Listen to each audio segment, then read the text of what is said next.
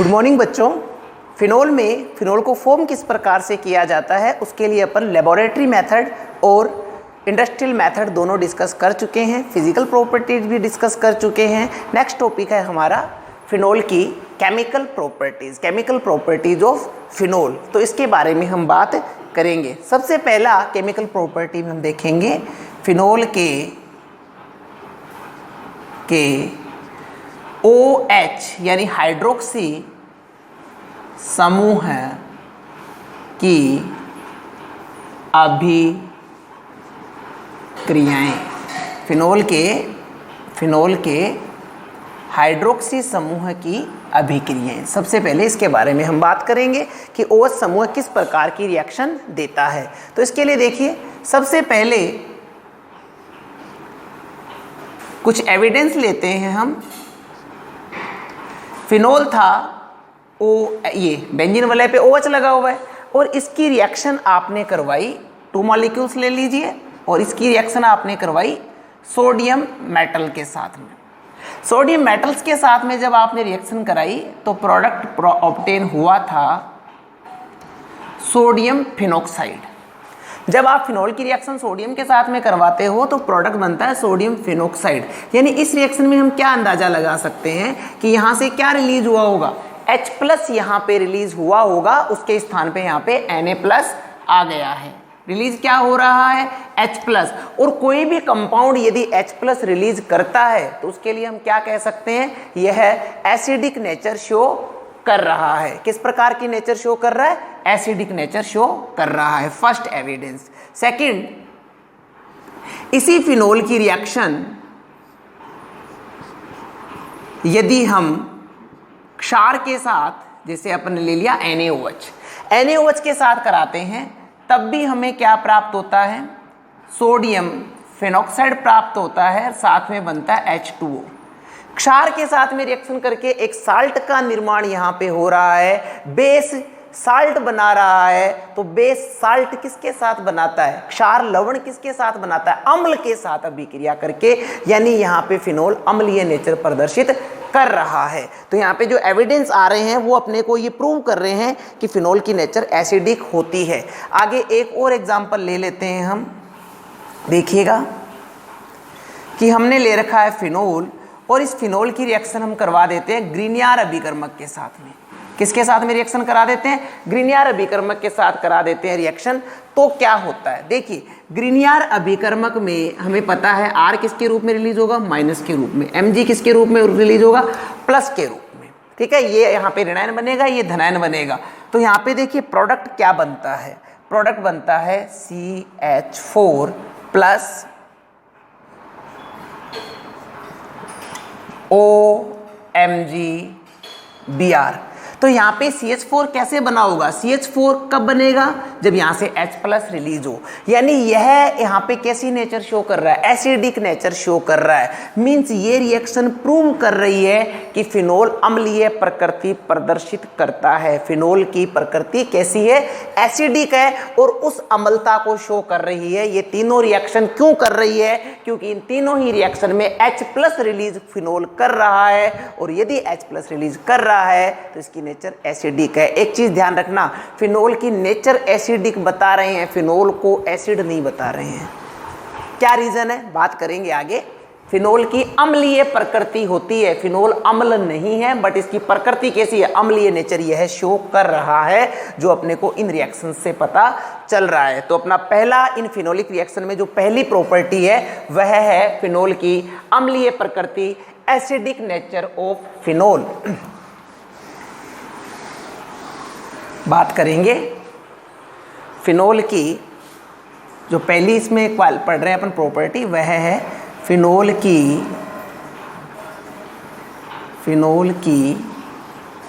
अम्लीय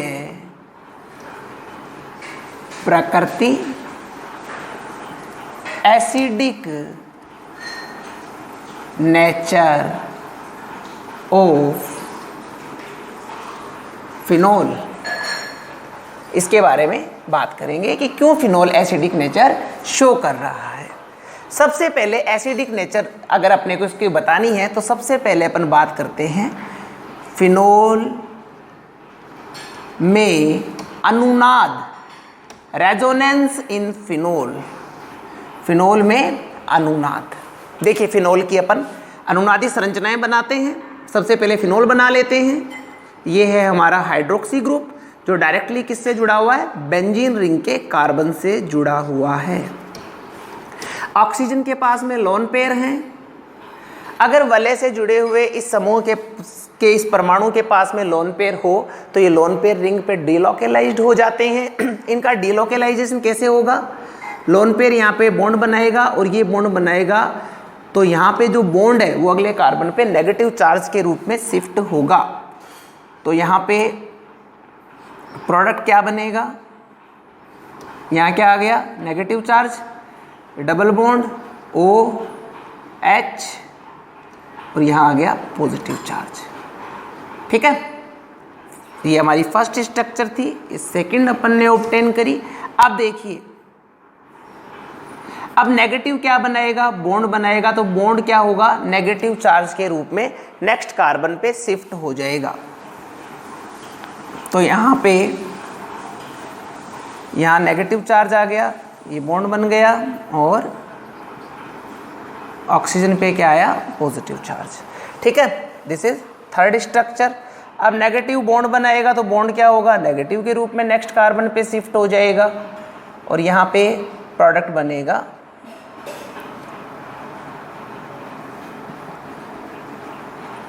ठीक है, अब क्या होगा, नेगेटिव बॉन्ड बनाएगा तो बॉन्ड क्या होगा, नेगेटिव के रूप में अगले कार्बन पे शिफ्ट हो जाएगा और नेगेटिव के रूप में जब शिफ्ट होगा तो यहाँ पे प्रोडक्ट बनेगा। नेक्स्ट जो अपनी स्ट्रक्चर बनेगी वो किस प्रकार की होगी, देखिएगा।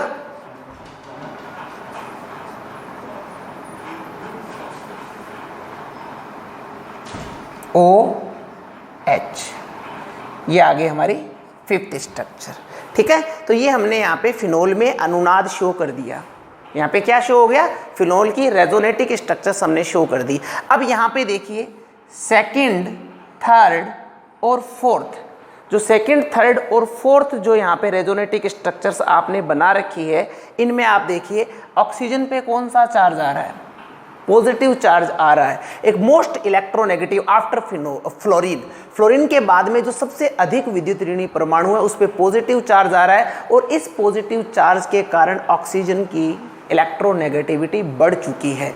इलेक्ट्रोनेगेटिविटी बढ़ चुकी है तो ऑक्सीजन क्या करेगा, हाइड्रोजन वाले इस इलेक्ट्रॉन युग्म को अपनी ओर स्ट्रांगली खींचेगा, ताकत से खींचेगा और ताकत से अगर खींचेगा तो इस बंध का जो तनाव है, इस बंध की जो ध्रुवणता है वो बढ़ जाती है। आप एक चीज इमेजिन करना, तनी हुई रस्सी आसानी से टूटेगी या ढीली पड़ी हुई रस्सी, तो आपका जवाब होगा तनी हुई रस्सी। तो यहाँ पे ये बंध तन चुका है, क्यों, क्योंकि इसकी ध्रुवणता बढ़ चुकी है। क्यों बढ़ी है, क्योंकि ऑक्सीजन जैसे विद्युत ऋणी पे क्या आ रहा है, पॉजिटिव चार्ज आ रहा है और इसी पॉजिटिव चार्ज के कारण यहाँ पर ऑक्सीजन क्या करता है, इलेक्ट्रॉन युग्म को अपनी ओर खींच लेता है और रिजल्टिव यहाँ पे H+ का निष्कासन हो जाता है। और अगर H+ का निष्कासन हो रहा है तो फिनोल यहाँ पे एसिडिक नेचर शो कर रहा है। इसको स्ट्रक्चर को उतारिए, फिर आगे की बात करते हैं।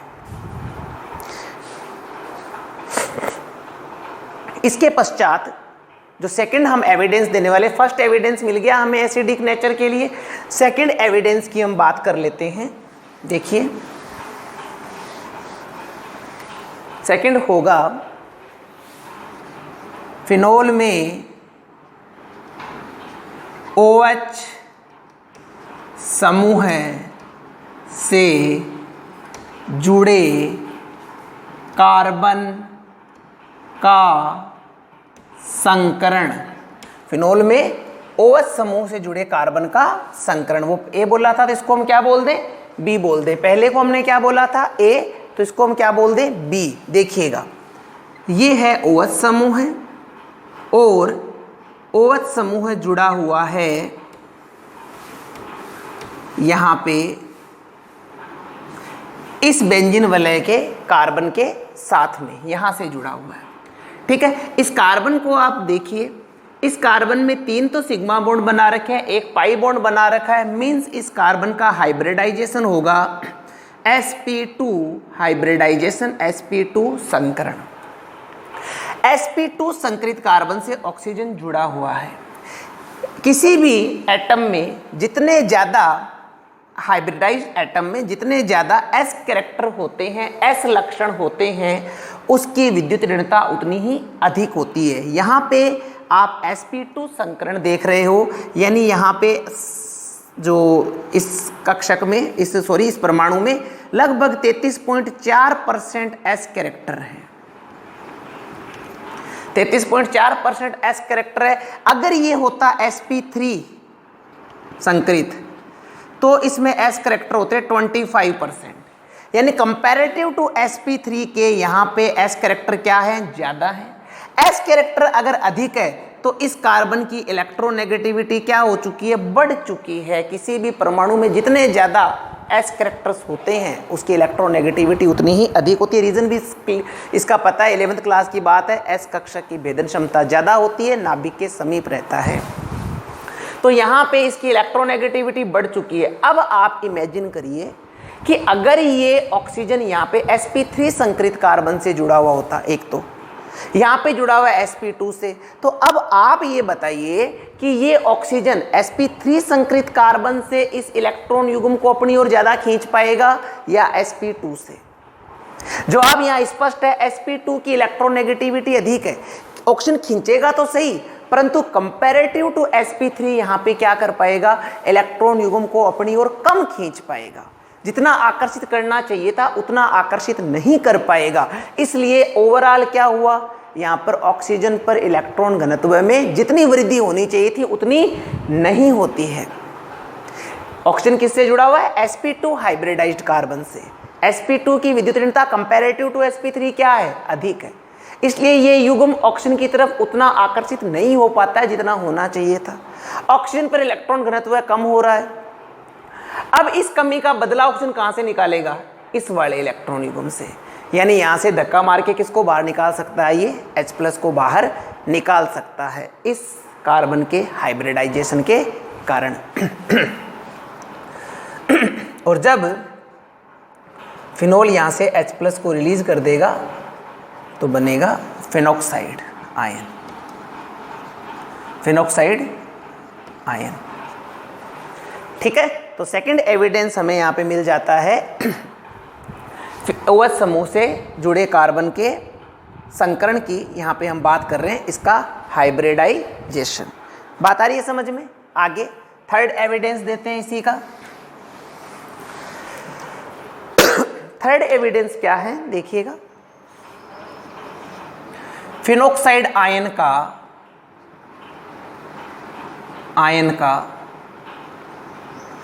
स्थायित्व, फिनॉक्साइड आयन का स्थायित्व।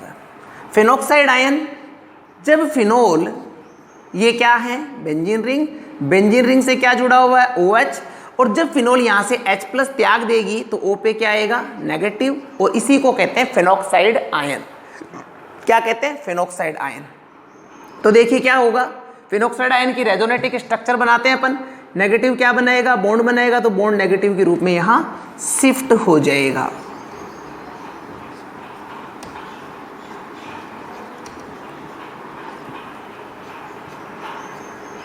ठीक है, अब देखिए नेगेटिव फिर से बॉन्ड बनाएगा तो बॉन्ड यहां पे नेगेटिव के रूप में शिफ्ट होगा।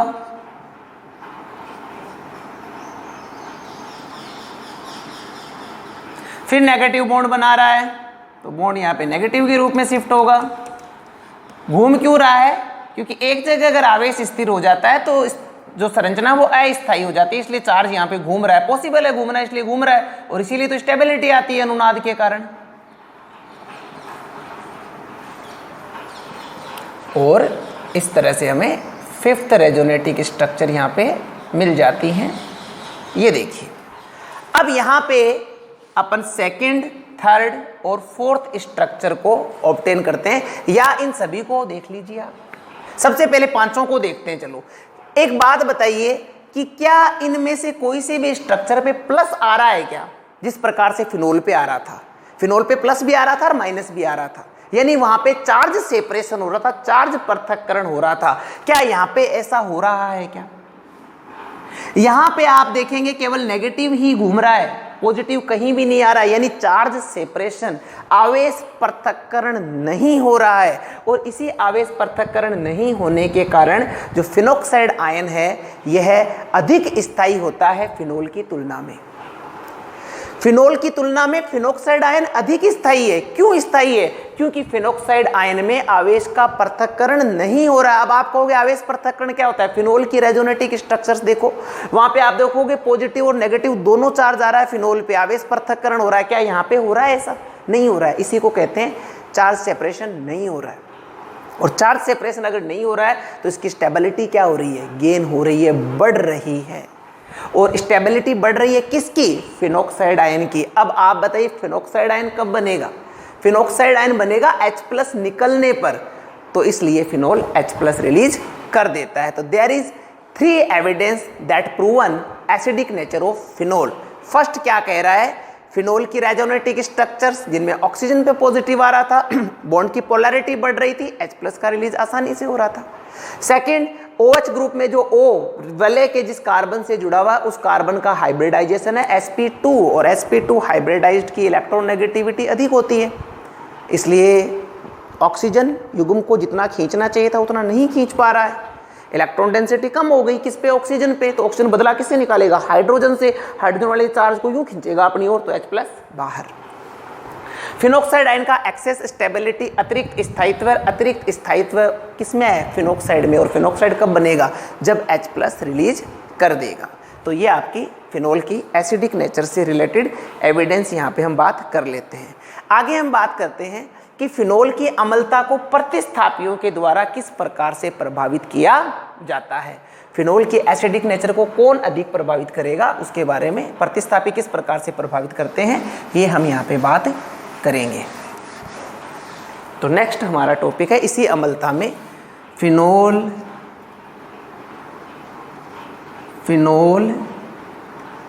की अम्लता पर प्रतिस्थापियों का प्रभाव। फिनोल की अम्लता पर प्रतिस्थापियों का प्रभाव। फिनोल की अम्लता पर प्रतिस्थापियों का प्रभाव। फर्स्ट अपन देखते हैं प्रतिस्थापी कैसा? इलेक्ट्रॉन आकर्षी समूह है। इलेक्ट्रॉन आकर्षी समूह है माने -I इफेक्ट दिखाने वाला समूह है। इलेक्ट्रॉन आकर्षी समूह का इस पर क्या प्रभाव पड़ेगा इसके बारे में हम बात करेंगे। देखिए हमेशा ध्यान रखो कि कोई भी अम्ल है उस अम्ल की अम्लता -I इफेक्ट दिखाने वाले समूह के समानुपाती होगी। कोई भी अम्ल है उसकी अम्लता -I इफेक्ट दिखाने वाले समूह के, यहाँ पे -I और -R और -M ये भी बोल सकते हो, रेजोनेंस भी कह सकते हो। यहाँ पे ऐसे समूह है किसी भी अम्ल की अम्लता को बढ़ाएंगे, यानी इलेक्ट्रॉनों को खींचने वाले समूह है अम्ल की अम्लता को बढ़ाते हैं। हमेशा ध्यान रखिए कि इलेक्ट्रॉनों को आकर्षित करने वाले समूह हैं किसी भी अम्ल की अम्लता को बढ़ाएंगे। और ये कोई थ्योरी या कोई प्रूवन फॉर्मूला नहीं है, अपन याद करने के लिए इसको ध्यान में रखेंगे कि अम्लता बढ़ेगी अगर -I -R या M वाला समूह है जुड़ा हुआ होगा तो। अब देखिए फिनोल की हम बात करते हैं। ये फिनोल है। अब फिनोल पे मान लो इस तरह का समूह लगा दिया हमने, नाइट्रो,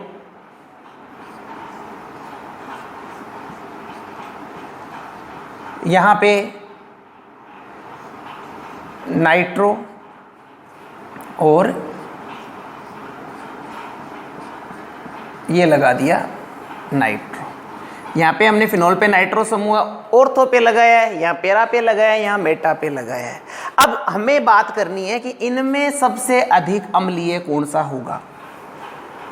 इनमें सबसे अधिक अम्लीय यहाँ पे अपन इनको देख के पता लगाएंगे। अदरवाइज एक चीज़ आपको बता दूं कि अम्लों की अम्लता का डिसाइड करता है Ka। अम्ल का वियोजन स्थिरांक, किसी भी अम्ल के लिए अम्ल का वियोजन स्थिरांक जितना अधिक होगा अम्लता उतनी ही अधिक होगी। किसी भी अम्ल के लिए जो डिसोसिएशन कांस्टेंट होता है, अम्ल का वियोजन स्थिरांक है, इसका मान जितना ज़्यादा होगा उस अम्ल की अम्लता उतनी ही अधिक होगी। और pKa से भी शो करते हैं, किसी भी अम्ल के लिए pKa का मान जितना कम होगा अम्लता उतनी ही कम होगी। pKa का मान जितना कम होगा अम्लता उतनी अधिक होगी। pKa उल्टा होता है क्योंकि नेचुरल जो Ka होता है उसी का ऋणात्मक लघुगणक pKa होता है। तो ये ध्यान रखना आपको, Ka का मान अधिक अम्लता भी क्या होगी अधिक, pKa का मान कम अम्लता क्या होगी अधिक। ये कॉन्सेप्ट आपको ध्यान में रखना है भाई कि Ka का मान अधिक होने पर अम्लता अधिक होगी और pKa का मान अधिक होने पर अम्लता कम होगी और pKa का मान कम होने पर अम्लता अधिक होगी। कम होने पर अधिक होगी, अधिक होने पर अम्लता कम हो जाएगी, उल्टा चलेगा ये आपको रिलेशन ध्यान रखना है हमेशा। यहाँ पे अपन बात करते हैं, देखिए यहाँ पे ऑर्थो पे जुड़ रखा है, यहाँ पेरा पे जुड़ रखा है, यहाँ मेटा पे जुड़ रखा है। फिनोल की जब अपन रेजोनेंस शो करते हैं तो रेजोनेंस शो करते हैं तो हमें पता है ऑर्थो और पेरा पे नेगेटिव चार्ज आता है। क्या मेटा पे नेगेटिव चार्ज आता है? क्या ऑर्थो और पेरा पे तो नेगेटिव आता है, पर क्या मेटा पे नेगेटिव आता है? नहीं आता है। तो यहाँ पे ऑर्थो और पेरा पे नेगेटिव आएगा तो उस नेगेटिव को ऑर्थो पे आएगा तो NO2 से स्टेबिलिटी देगा, अपनी ओर खींच लेगा। पेरा पे नेगेटिव आएगा तो NO2 अपनी ओर उसको खींच लेगा, ऋणावेश को स्टेबिलिटी देगा। समझ रहे हैं आप मेरी बात? रेजोनेंस जब अपन शो करते हैं तो यहाँ पे नेगेटिव चार्ज आता है, नेगेटिव आता है तो यहाँ पे ये ग्रुप इलेक्ट्रॉन आकर्षीय इलेक्ट्रॉनों को खींचने वाला है तो नेगेटिव चार्ज को यहाँ पे रोक लेगा, स्टेबिलिटी देगा, यहाँ पे ये स्टेबिलिटी देगा। पर ये कहाँ जुड़ा हुआ है? मेटा पे। क्या मेटा पे नेगेटिव चार्ज जाता है क्या? तो नेगेटिव चार्ज को ये अपनी ओर नहीं खींच पाएगा, नेगेटिव चार्ज को स्टेबिलिटी नहीं दे पाएगा। ये दोनों दे पाएंगे पर ये नहीं दे पाएगा। बट नेगेटिव गुजर तो इधर से ही रहा है ना, गुजर तो इधर से ही रहा है, तो कंपैरेटिव टू फिनोल अपने को यूं दे दे, साथ में एक दे दिया OH। अब अपने को कहे कि यहाँ पे तो ऑर्थो और पेरा पे लगा रखा है, यहाँ मेटा पे लगा रखा है, यहाँ पे नाइट्रो है ही नहीं, तो अपन को कहे सबसे अधिक अम्लीय कौन है? तो यहाँ पे देखिए ऑर्थो पे नाइट्रो, पेरा पे नाइट्रो, सबसे अधिक अम्लीय ये होंगे दोनों। क्यों होंगे? क्योंकि यहाँ पे रेजोनेटिक स्ट्रक्चर में जो नेगेटिव चार्ज ऑर्थो और पेरा पे आता है उसको ये स्टेबलाइज कर देते हैं दोनों। अब हमसे कहे कि क्या इन यहाँ पे तो ये मेटा पे है, क्या इसकी एसिडिटी इस फिनोल के बराबर ही होगी क्या? नहीं, इसके ऊपर तो नेगेटिव नहीं आता, पर जब नेगेटिव इधर से गुजरता है तब तो ये अट्रैक्ट कर सकता है ना। तो इसलिए कंपैरेटिव टू फिनोल इसकी एसिडिटी क्या होगी? अधिक होगी। फिनोल की तुलना में इसकी अम्लता क्या होगी? अधिक होगी। कहने का मतलब है फिनोल में आप ध्यान रखना, इलेक्ट्रॉन आकर्षी समूह ऑर्थो और पेरा पे होगा तब उसका प्रभाव अधिक होगा, अम्लता अधिक बढ़ेगी। मेटा पे भी बढ़ेगी पर कंपैरेटिव टू ऑर्थो और पेरा कम बढ़ेगी। जबकि सिंपल फिनोल बिना प्रतिस्थापी फिनोल आपको दिया हुआ है तो यहाँ पे अम्लता जो फिनोल की है वही रहेगी प्रतिस्थापियों के कंपैरेटिव। अब देखो यह ऑर्थो नाइट्रोफिनोल है, पेरा नाइट्रोफिनोल है, मेटा नाइट्रोफिनोल है और फिनोल है। हमें कहे इन्हें अम्लता के बढ़ते हुए क्रम में रखो, इसको मैं फर्स्ट बोल दूं, इसको मैं सेकंड बोल दूं, इसको मैं थर्ड बोल दूं, इसको मैं फोर्थ बोल दूं। सबसे ज्यादा अम्लीय कौन है? फर्स्ट और सेकंड। बट इसमें भी देखिए हमेशा नहीं होता है, बट यहाँ पे देखने को मिलेगा अपने को। ऑर्थो स्थिति पे जब नाइट्रो समूह होता है, ऑर्थो स्थिति पे जब नाइट्रो समूह होता है तब इस ऑक्सीजन और इस हाइड्रोजन के बीच में क्या बन जाती है? हाइड्रोजन बॉन्डिंग हो जाती है, पास में है ना, इसलिए यहाँ पे हाइड्रोजन बॉन्डिंग हो जाती है। और हाइड्रोजन बॉन्डिंग हो जाने के कारण यहाँ पर H+ का रिलीज कठिन हो जाता है। कब? जब ऑर्थो पर है। हर समूह में नहीं होता है, नाइट्रो के मैटर की बात कर रहा हूं मैं। यहाँ पे जब ऑर्थो पे ये प्रेजेंट है तो ऑर्थो पे हाइड्रोजन ऑक्सीजन में क्या हो गई? Hydrogen bonding. अब यहाँ से H+ का निष्कासन कठिन हो गया और H+ का निष्कासन अगर कठिन हो गया तो अम्लता क्या हो गई? कम हो गई। बट पेरा में ऐसा देखने को नहीं मिलेगा, तो इसलिए सबसे ज्यादा अम्लीय कौन होगा? सेकेंड। फिर कौन होगा? फर्स्ट। क्यों है सेकंड सबसे ज्यादा अम्लीय? क्योंकि यहाँ पे हाइड्रोजन बॉन्डिंग नहीं कर पा रहा है, H+ आसानी से रिलीज हो जाएगा। फिर फर्स्ट, इसके पश्चात थर्ड और फिर फोर्थ। ये है अम्लता का घटता हुआ क्रम। सबसे ज्यादा अम्लीय सेकंड है, फिर फर्स्ट है, फिर थर्ड और फिर फोर्थ है। अम्लता का घटता हुआ क्रम है। Ka का भी क्या है? घटता हुआ क्रम है। अम्लता तथा Ka का घटता हुआ क्रम, अम्लता तथा Ka का घटता हुआ क्रम, अम्लता और Ka का घटता हुआ क्रम है ये। और pKa का क्या है? pKa का बढ़ता हुआ क्रम, pKa का बढ़ता हुआ क्रम। अगर pKa के संदर्भ में अपन लिखेंगे तो कैसे लिखेंगे? सेकंड का pKa सबसे कम होगा क्योंकि अम्लता अधिक है, फिर फर्स्ट का, फिर थर्ड का, और सबसे अधिक किसका होगा? फोर्थ का, क्योंकि इसकी अम्लता सबसे कम है। ये आप ध्यान में रखिएगा, ठीक है। तो इलेक्ट्रॉन आकर्षी समूह किस प्रकार से एसिडिटी को इफेक्ट करते हैं उसके बारे में हमने यहाँ पे बात की है। नेक्स्ट अपन बात कर लेते हैं इलेक्ट्रॉन प्रतिकर्षी समूह किस प्रकार से एसिडिटी को इफेक्ट करते हैं। देखिएगा, इलेक्ट्रॉन प्रतिकर्षी समूह है कैसे इफेक्ट करते हैं, देखें। यानी प्लस आई समूह है। सेकंड लेते हैं अपन इलेक्ट्रॉन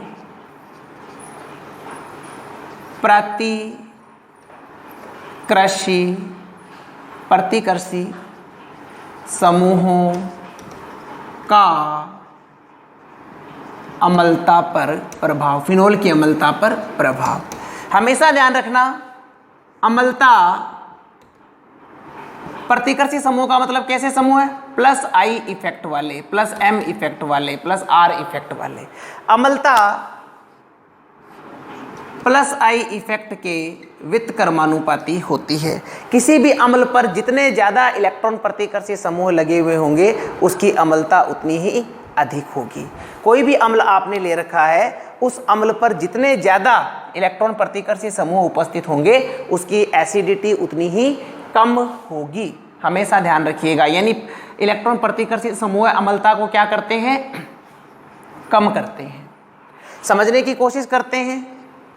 हमें एग्जाम्पल दिया OH CH3 ऑर्थोक्रिसोल, पैराक्रिसोल, ऑर्थोक्रिसोल, पैराक्रिसोल, मेटाक्रिसोल और फिनोल। ये हमें कुछ यौगिक दिए, हमें कहा इनकी अम्लता बताइए। तो सबसे पहले हमने देखा मेथिल। मेथिल कैसा समूह है? प्लस आई प्रभाव वाला। मेथिल कैसा समूह है? प्लस आई प्रभाव वाला, प्लस आई। और प्लस आई वाले अम्लता को क्या करते हैं? कम करते हैं, अम्लता को कम करते हैं। प्रभाव सबसे ज्यादा कहाँ होता है? ऑर्थ और पैरा पर, यानी अम्लता सबसे ज्यादा कम कहाँ हो रही है? यहाँ पे। मेटा पे प्रभाव कम होता है, तो इन दोनों के कंपैरेटिव इसकी अम्लता क्या होगी? अधिक होगी। और सबसे अधिक किसकी होगी? इस वाले की होगी। मीन्स इसको अपन फर्स्ट बोल दें, इसको सेकंड बोल दें, थर्ड बोल दें, ये फोर्थ हो गया। हमसे पूछे सबसे ज्यादा अम्लीय कौन है, हम इनको अम्लता और Ka का बढ़ता हुआ क्रम में शो करते हैं। सबसे ज्यादा अम्लीय कौन होगा? बढ़ते हुए क्रम में शो करते हैं। सबसे कम अम्लीय कौन होगा? फर्स्ट और सेकंड, क्योंकि यहाँ पे प्लस आई वाले समूह कौन कहाँ है? ऑर्थ और पैरा पेयर। ऑर्थ और पैरा पे इफेक्ट सबसे ज्यादा होता है, इसलिए सबसे कम अम्लीय है फर्स्ट और सेकंड। इन दोनों की अम्लता क्या रहेगी? समान रहेगी। यहाँ पे कोई हाइड्रोजन बॉन्डिंग नहीं होगी, इसलिए इन दोनों की एसिडिटी इक्वल है। फिर इनसे ज्यादा अम्लीय कौन होगा? थर्ड। और फिर सबसे अधिक अम्लता होगी फोर्थ की। Ka का बढ़ता हुआ क्रम, अगर यही आप लिखो घटता हुआ क्रम, Ka का घटता हुआ क्रम, तो जस्ट इसका क्या आ जाएगा? उल्टा आ जाएगा। फोर्थ का Ka सबसे अधिक, फिर थर्ड का, फिर सेकंड और फर्स्ट का इक्वल। यहीं पे कह दे pKa के बढ़ते हुए क्रम में देखो तो pKa सबसे अधिक किसका होगा? जो सबसे कम अम्लीय है, यानी फर्स्ट और सेकंड का pKa सबसे अधिक होगा। फर्स्ट और सेकंड का pKa सबसे अधिक है, फिर थर्ड का और फिर फर्स्ट का। ठीक है, इस प्रकार से pKa के हम इनको बढ़ते हुए क्रम में लिख सकते हैं। तो यहाँ पे आपको ये ध्यान रखना है कि इलेक्ट्रॉन आकर्षी समूह है अम्लता को बढ़ाएंगे और इलेक्ट्रॉन प्रतिकर्षी समूह है अम्लता को कम करेंगे। ये बात आपको यहाँ पे ध्यान में रखनी है। एग्जाम में आपको अम्लता का क्रम पूछ सकता है, pKa का क्रम पूछ सकता है, Ka का क्रम पूछ सकता है। हमेशा ध्यान रखना pKa Ka का उल्टा होता है, क्योंकि ऋणात्मक लघुगणक होता है। pKa बराबर क्या होता है? नेगेटिव लॉग ऑफ Ka का मान जितना ज़्यादा होगा pKa का मान उतना ही कम आएगा। तो ये आपको यहाँ पे फिनोल की एसिडिटी को यहाँ पे हम डिस्कस कर चुके हैं, और इसको आपको पता रखना है कि कौन अम्लता को बढ़ा रहा है और कौन कम कर रहा है। तो स्टूडेंट्स, इम्पोर्टेंट टॉपिक है, एग्जाम में आने के चांसेस रहते हैं। रेजोनेंस भी यहाँ पे दे रखा है, पूछ सकता है डायरेक्टली आपसे कि फिनॉक्साइड आयन की अनुनादी संरचनाएं बनाइए, फिनोल की अनुनादी संरचनाएं बनाइए। तो आपको इस टॉपिक को अच्छे से तैयार करना है। समझ में आ गया होगा। फिर भी कोई डाउट रहता है तो आप मुझे बताइए। मिलेंगे अगली क्लास में इसी एसिडिक नेचर के अहेड टॉपिक के साथ में। Thank you very much.